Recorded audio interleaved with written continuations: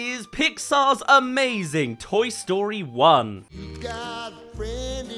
I guess I had to get around to this 5-part franchise series eventually. And Toy Story has just turned 30 now, and with it comes a whole new metric for us to face the natural process of aging. This is not just 30 years of classic movies, this is 30 years of computer animated movies. The feature-length CGI movie started here. Pixar as we know it started here, and if this movie hadn't worked out, we wouldn't have gotten all the movies that followed. The failure of this movie could have halted the CGI movement entirely. Not to mention the bizarre concept of a bankrupt Steve Jobs. Because whilst he was on his break from Apple, he was running Pixar until Disney bought it. And before this movie, fun fact, he was losing over $2 million a year. So, I guess in that scale, maybe I'm not doing too bad in life. And sure, he was a rich man, but he still needed this movie to work. And maybe DreamWorks still would have gone ahead with their projects that were already being developed at this time, but I'd argue that even they wouldn't have gotten to the heights that they did before that competition from Pixar. Without the success of Toy Story 1, I don't think you get the version of Shrek that won the Best Animated Feature Oscar. I think you get the one that we see in the leaked test footage online, and, it's not quite the same quality as what we got. The success of Toy Story is not just a cornerstone for Pixar as a studio, though the 4-movie franchise worth, almost $4 billion does help. It was the starting point for the animation industry as a whole as it stands today. And not just because it was the first computer animated movie and they successfully showed the software can work, it's that they made a great movie with that animation. It's not just the medium, it's how they used it. They revolutionized a whole new medium to tell an all-time classic story. And even with the more recent efforts not hitting as hard, every animation studio in business today owes Pixar and that original Toy Story a thanks for giving them an industry and solid foundations to build upon. But what is it that makes this movie so great that it holds a legacy like this? Well, let's take a look at Pixar's amazing Toy Story 1. I'm gonna find time to do the other movies at some point. We begin with how all stories about toys should, with them being played with. Now empty that safe.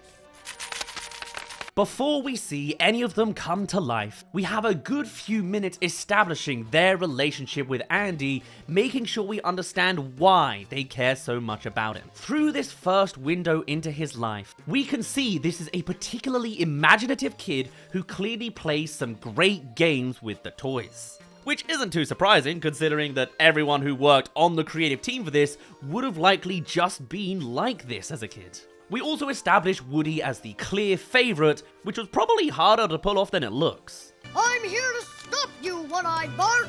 It's funny now because Buzz and Woody became desired toys because of this movie. But before that was true, a cowboy doll wasn't exactly the favorite toy, and before Buzz shows up, we really need to see how much Woody is valued. You can just see the joy that Woody brings to Andy as a character, despite how weird Andy looks in this first one. Side note, Andy's character design was way better formulated for Toy Story 3 than Toy Story 4. Is that a hot take? Like in that flashback opening, I have no idea who that kid is. No resemblance to this baby-headed guy here. We've also now just placed the toys in this world and see where they fit in. Before we ever see one move, we know that this is something that they don't do in front of people. Both the rules of the universe and the core relationship between the toys and the boy are packed in right at the start. And it's funny because, that's a given these days, but that has been a manual choice when it's the very, very beginning of a world and its concept. And then Randy Newman comes in. You got a friend in me. You cannot deny that this guy is inseparable from the sound of this franchise, even if I actually prefer his cousin's work. Particularly as part of the mandate here was to establish Pixar as different from Disney and not making Toy Story a musical. Alas, we have a couple soundtrack numbers from Randy Newman instead to do the emotional storytelling work of a musical number. Because as well as iconic "You've Got a Friend in Me" expresses in no uncertain terms that there is an element of friendship between Woody and Andy, it's deeper than just Andy's my owner, with a further 3 movies also rooted around it. And this opening of this song, playing as Andy mucks around with Woody as you would do with a friend, sets that template. Though maybe not making him slide down a banister to make him flip in the air after a balls-on collision. Well, I guess it depends on your friendship, really. Those guys on Jackass would concur. Anyway, it tells us absolutely everything we need to know before Woody's even shown an ounce of life. He's still just an inanimate object up to this point. Pull my string, the birthday party's today? And here we go, the toys come to life premise finally begins. That first moment in itself having way more impact after those opening few minutes. And like really, they dedicated a chunk of time to establishing it. Something I feel like modern movies like to speed run through these days. It's nice to see something done slowly, you know? And again, establishing that degree of separation in that they wait for the humans to be gone. Ages 3 and up, it's on my box. Ages 3 and up. And there's just little lines that further establish how they navigate their world. This is great to hear again as an adult, by the way. You get the little background lines they say all the more. Staff meeting, everybody. Anyway, we now learn that they see their role as a toy as their job. And a job that they love doing rather than feeling oppressed by, which they totally could have done if it wasn't a friendly movie. The toys' values are just as important as the rest of the premise in the fact that they want to be Andy's toy. Otherwise, you just have this world of toys running away to do their own thing. I bet that'll never happen. Anyway, we also see the other toys' dynamic with Woody, as well as Woody being a genuinely good and engaged leader. Etch, you've been working on that draw. Fastest knobs in the West. That phrasing's a little weird in British, but it's kinda good to show here before he becomes all jealous and the toys start hating him later. Because famously, in the original versions of this script, he was set to be an unlikable jerk for the whole movie, and he was repellent to the point that Disney nearly pulled the plug on the whole project. So in these opening scenes instead, we get some much needed balance in seeing the positive elements of his character and getting us on board with him first before the jealousy comes out. Something that would be further evolved over time across the movies as loyalty to Andy rather than straight up, I'm the favorite. And the scripting here is so sharp from these early scenes. Details like this show audiences early doors that they have the concept of this world down. Plastic corrosion awareness meeting was, I think, a big success. Like, I didn't pick up plastic erosion as a kid. I'm loving this now. I did just turn 29, so maybe it's just, you know, old manisms coming out slowly. I know I'm not there yet, but apparently plastic erosion gets me going now. I didn't need to phrase it like that. But also, there's a fair bit of innuendo too. What do you say I get someone else to watch the sheep tonight? That definitely feels like something more toned down in the more recent movies, right? But hey, what can you expect? It's the 90s, and also, John Lasseter and Joss Whedon worked on this screenplay. Kind of explains a lot sometimes, doesn't it? It does speak to the fact that actually a lot of additional writers were brought on to punch up the script, with the intention being to make the movie more edgy with adult humor. Something really being pushed by, one, Jeffrey Katzenberg, until he left Disney and made Shrek. Makes sense, right? Every time I revisit this guy's timeline, everything just makes more sense. Of course Woody ain't worried. He's been Andy's favorite since kindergarten. It's also here we begin to see Potato Head's role in this movie, to be that seed of doubt in the group from early on, as well as establishing that Woody has been privileged compared to the other toys, setting the stage for his downfall post-Buzz, pretty much being one of the antagonists as we go on. He certainly antagonizes the situation in having everyone against Woody, though I'm surprised that Play School okayed their popular preschool aimed toy to perform this kiss-ass joke. Wild how this movie also molds language in that sense. They're literally saying that he's kissing his ass right now. Anyway, things then escalate with yet another line that reminds you that this entire movie is quotable somehow. They're here!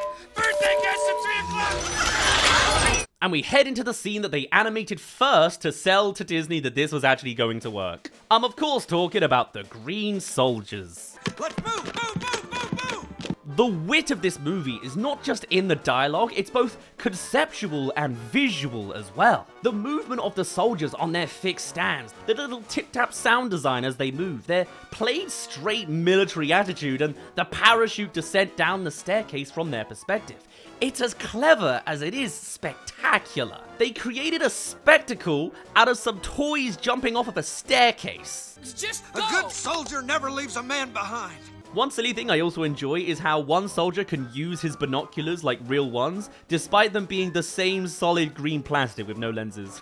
But anyway, beyond a great concept and set piece, it's also totally functional within the story, feeding back to upstairs about the presents with baby monitors. Even just the angle of the toys taking birthdays and Christmases so serious in the first place is a great idea in itself, the results of which punctuating exactly why that is. It's just genius! And I'm still in awe that they made a movie this good on their first go. And if you pay attention to some of the presents, they do show up later, like the new bed sheets we see later on. Okay, it's bed sheets. Who invited that kid? All leading to the big moment. Oh, what do we have here? Turn that thing back on! The reaction from the kids, Rex knocking out the batteries, everything across the next couple of minutes builds chaos and momentum for the impending character introduction. Right up to Woody getting knocked off the bed, signaling the events to come. It's just a mistake. That mistake is sitting in your spot. All leading to an iconic panning shot, followed by character introduction that is a complete rip-off of the 2022 movie Lightyear. Buzz Lightyear mission log, stardate 4072. My ship is run off course en route to Sector 12. Not to mention, the box is completely pulled from the awesome ship at the end of that movie. Plagiarism in the 90s was crazy back then.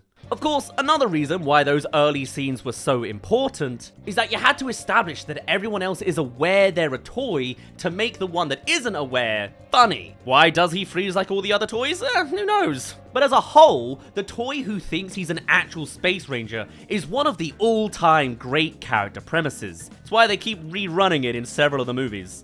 Alas, they then always struggle to nail Buzz's function in those other movies without it. Unless you're the fourth one, in which you just make him an idiot. Also, there has been a bit of a mix-up. This is my spot. And it's here we get an all-time greatest character dynamic too. The dethroned favorite toy with a replacement that's not even aware he is a toy. It's not just that he doesn't care that he's the favorite that's the dagger in Woody's ribs, it's that he's not even aware of what he is to even know to be someone's favorite. Now, thank you all for your kind welcome. Also, just an appreciation for them sneaking in actual corporate politics into the toy industry at the time. And I'm from Mattel.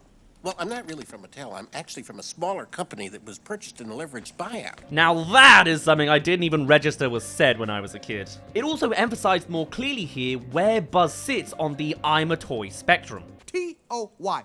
Toy. The word you're searching for is Space Ranger. And because every moment seems to have at least something to gush about, can we just acknowledge how well they got character expression in this movie on the first go? You can't. I can. You can't.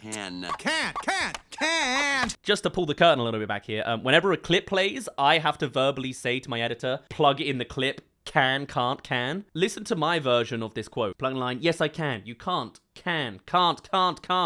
Sorry, I said that very British. And I know this movie sounds so well that I know it's can't. But my mind just didn't do it. Anyway, enough of the behind the scenes. And despite having different motivations and goals, they still successfully establish a rivalry here. Alas, the falling with style scene, which even convinces you he's flying, despite clearly not. They'll see. I'm still Andy's favorite toy. The subsequent montage would illustrate that he, in fact, is not currently Andy's favorite toy. I do feel bad that one of the first games Andy has is Buzz straight up shooting Woody though. What follows is Andy modeling all the merchandise that they likely started selling after this movie came out, including bed sheets. Wow! Gosh, I really am turning 30 soon. But it's of course also a great way to illustrate that transition from Woody's perspective. Like a movie star watching himself disappear from all the posters, which ties into the choice of a cowboy and space ranger. As well as the symbolism of the old frontier superseded by the new frontier. That's kind of what happened in movies when the Western fell out of fashion and the sci-fi movie became more popular. That symbolism is perfect for the story they're telling. For the first time, you do feel bad for the guy. I mean, the kid chose to cuddle a solid plastic action figure over you. Like, who does that? Maybe we need that plastic erosion thing to come back. Like, forget the teddy bear. I want the rigid toy whose sound effects could go off at any time. Strange kid, man. Though it's not as strange as the one we're about to meet. Anyway, back to spiteful Woody with another all-time quotable scene. They're just full of them. Buzz, look, an alien! Where? Ah! As iconic as it is, it's also the point that Woody really takes on board that Buzz isn't just being method. He genuinely doesn't understand his situation and thinks that he's a space ranger. It took him a whole montage to work it out. But before he can mock Buzz beyond the point of likability, there's a psychopath child outside to address. A soon-to-be bin man. With possibly the darkest Toy Story moment with an actual toy death on screen. Oh no, it's a combat Carl. Like, it's off screen, but you can still see bits of him fly past the window. Are those bits conscious? Like, can plastic die? Rewatching this movie, you really notice that it's a little bit more edgy in places that I kind of miss. I'd love to see an edgy Toy Story.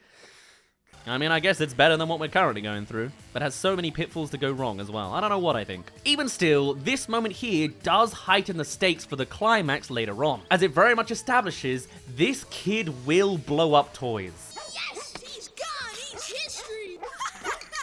And like, in his defense, he doesn't know there's any sentience going on here. And perhaps that's some home life issues that have led him to such a weird pastime with access to matches and fireworks and the like. But indeed, the stakes are planted. Speaking of stakes, they're about to get escalated here even more. You can bring one toy.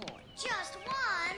Gosh, I've forgotten how snappy this movie was. It is only 82 minutes long. We're over 50% done already. The halfway mark is somewhere around here. I haven't recorded it yet, but it's looming. Hello there, you've made it to the halfway mark of this video. Come subscribe if you haven't already. You know how it works. Right, back to the second half of the amazing Toy Story 1. But yes, it is now time for Woody's low point. Not in the movie, that's when he's seemingly marked for death. No, this is just for him as a character. And apparently, it's another thing from the, what I'll dub the evil Woody draft, as the script had it that originally he did mean for Buzz to get knocked out of the window rather than behind the shelf. Like, make no mistake, the original version of Woody was a real nasty character. What a protagonist. And this version just works so much better.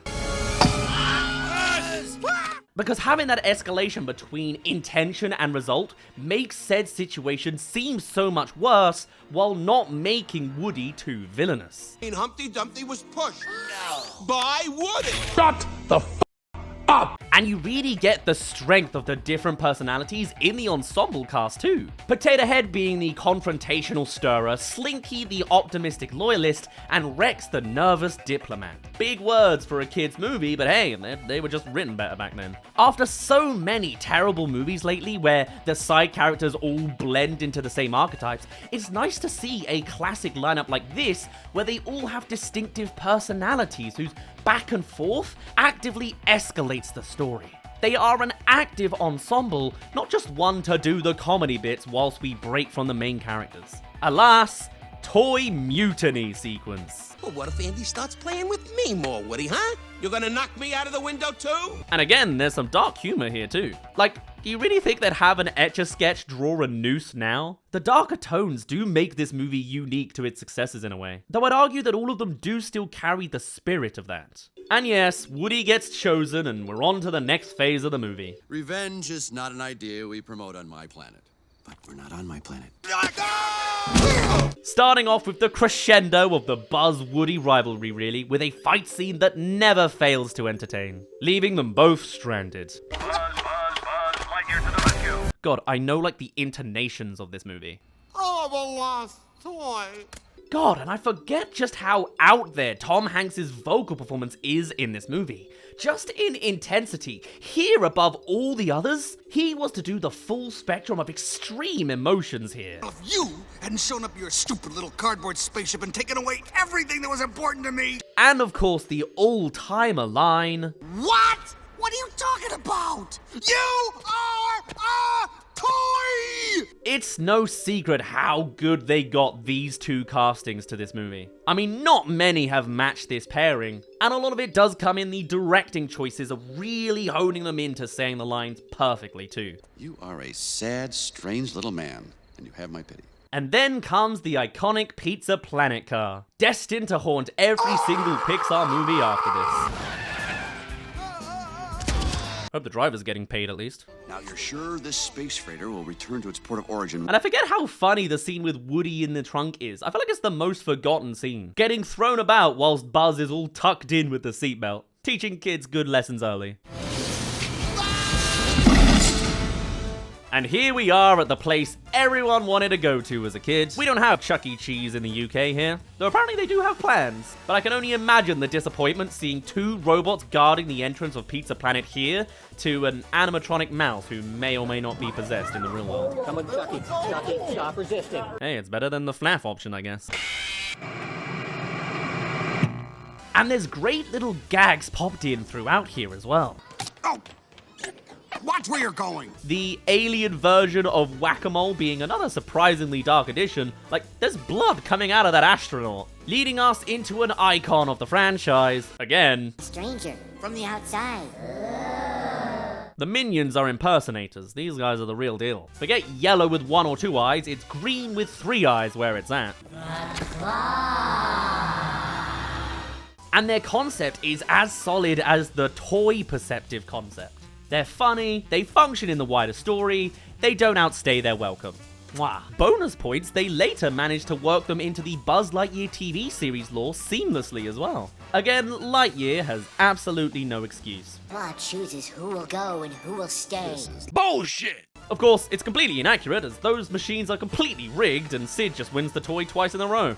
Like, there's no way that claw has the strength to wrestle for Buzz like that. That's letting go the moment Woody pulls back. And you know it. But hey, they needed to move the plot along in an 82-minute movie where we don't really need 5 minutes of Sid scrambling for spare change as the machine eats his money. A nice idea for an edit, though. Let's go home and play. Over to the home of the sadistic child who really probably just needed more friends and compassion. Oh, I always forget how that poor alien gets immediately brutalized by the dog. Ready, set, now! Like, that's only slightly better than the Combat Carl blowing up early. Ah, what am I saying? He immediately decapitates his sister's doll after this. I don't know why she even just casually walked up to him holding a toy at this point. Also a quote that's so massive it became a meme. Players! I don't believe that man's ever been to medical school. But yes, this is where Toy Story dips its toes in its very first attempt into a little bit of horror as well. Surprising me to this day that this was one of the first movies I ever watched. Like, I was hard launched with this metal frame spider baby. And that's not even getting onto the smutty joke with the hook and the legs. And then of course, when we find out that these characters are friendly, you can really overthink the dark subtext of the trauma these toys have gone through. Meanwhile, Woody's disappearance has only escalated the narrative with the others. Along with more dialogue that I just love that they put into this movie. Would have thought he was capable of such atrocities. So they'd probably be pretty happy that Sid is burning him with the sun. Where are your rebel friends now? Also a great example of a subtle planting of a thread that'll come back later. Like, you don't watch this scene and go, well, obviously there's gonna be a finale where Woody will use the sunlight to set a firework on fire. And unfortunately for them, they have a slightly dated dog design in the way of their escape. It never really bothered me, but I grew up with it. Guess it explains why they put in such a photorealistic cat for the 4th movie. Leading us to the emotional beat we've been building to, Buzz becoming self-aware. Buzz Lightyear, the world's greatest superhero, now the world's greatest toy! And this is what you overlook on the animation side. It's not about how advanced or not advanced the graphics are in Toy Story. It's the characters and emotion that's communicated through those graphics and animation. Without a single word from the voice performance to aid the scene, we experience exactly what emotional journey this realization takes Buzz on. It is emblematic of some of the true successes that the animation industry has portrayed, telling us everything we need to know in a show don't tell format. Get your Buzz Lightyear action figure and save the galaxy near you! And of course, sad Randy Newman. Now I know exactly who I am and what I'm here for. You are a toy you can't fly. What has basically been a gag of the guy who doesn't know he's a toy is suddenly flipped into this emotional beat that really elevates the movie. And not just because of when he tries to fly, I mean a quality elevation. Even now, I still root for him to make that jump. To infinity and beyond. But of course, the story is richer for the contrary. It's part of the very reason that makes the best Pixar movies some of the best, is its ability to full dive into an emotional sequence like this. And admittedly, it's daring to put in your very first attempt. But for me, this is the kind of mandatory sequence I would want to see out of every movie. Something with a little bit more depth and seriousness, alongside 1,000,001 gags. Plus that ending's coming to sort us out on that front. And yes, without it, we would be denied Mrs. Nesbit, and that would be a travesty. One minute you're defending the whole galaxy. What the f? And suddenly, you find yourself sucking down Darjeeling. Which, after a break in the last scene, lets Tim Allen show some range in the voice performance. Not just the nutty bits, but also deadpan moments afterwards. I'm sorry, you're right, I am just a little depressed. Back over to Andy's house, and we come back yet again to what I said about the presents that were open. We have Ham and Potato Head playing the Battleship game mentioned, which is just another underappreciated thing about Pixar's attention to detail. We know the references, the A113 written everywhere, and the Pizza Planet truck, of course, but beyond just Easter eggs, it's the consistency of little details like this that most probably won't notice, like the presents Andy opened turning up later that just creates a cohesive and thought-through world. Everyone, it's Woody! And not just the details, it's scenes like this, where Buzz's point in his character journey directly impacts this point in the story, where Woody still does not hold favor with the others. He's lying. Buzz ain't there. Giving us a great comedic set piece and key part of the story that all just comes together organically. What are you trying to pull? Nothing. Woody himself still has more of a journey to go through, as we see with the Patchwork toys. Hey, they fixed you. Though short-lived as Sid deals a death sentence, although framed less harshly in this family-friendly movie. Tomorrow's forecast. Sunny. Sweet dreams. Meanwhile, showing Andy holding his cowboy hat is another simple action that tells us a lot. It tells us that he hasn't abandoned Woody, he was just a kid excited about a new toy that he got for his birthday. Him going missing, if anything, also being a beat for Andy in reminding him how much he cares about Woody, leading us to a key scene for both Woody and Buzz's characters. I can't help. I can't help anyone.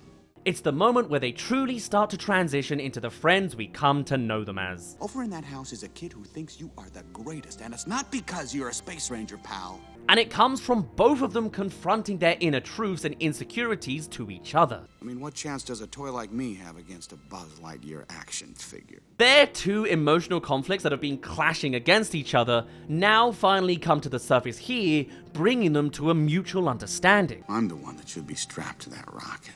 Vocally with Woody and visually with Buzz.